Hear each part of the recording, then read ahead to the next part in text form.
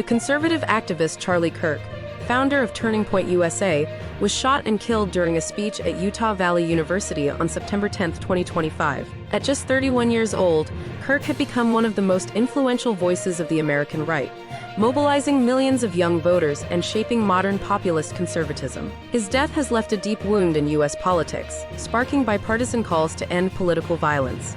Witnesses say the shooting occurred only minutes into Kirk's appearance at the Orem, Utah, campus. As Kirk answered a pointed question about mass shootings, a single gunshot cracked through the open-air event. Students screamed as Kirk fell to the ground, bleeding from the neck. Emergency responders rushed in, but he was later pronounced dead at the scene. According to university officials, the shot was fired from a building approximately 200 yards away, suggesting a calculated and deliberate attack.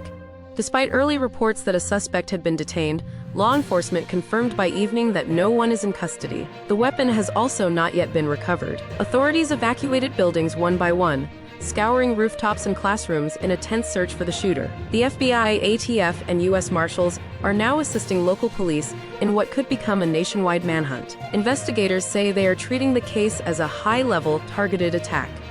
At Utah Valley University, where the shooting unfolded, students and faculty are struggling to process the violence that shattered what was meant to be a routine political event. Vigils have already begun forming across the state, with hundreds gathering to light candles and leave flowers in Kirk's memory. Many in attendance described the atmosphere as surreal, saying they never imagined their campus would become the site of such a tragedy. Perhaps most heartbreaking, Kirk's wife and children were present at the event when the gunman opened fire. Witnesses say Erica, visibly shaken, was ushered out by security as chaos erupted. Friends of the family described them as devastated and broken, struggling to come to terms with the sudden loss.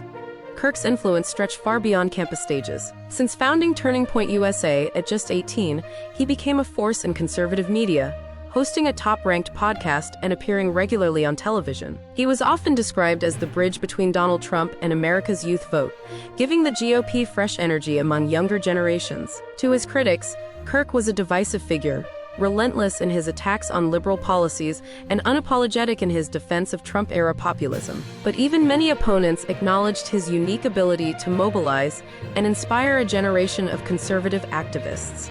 Kirk's death is not just a personal tragedy.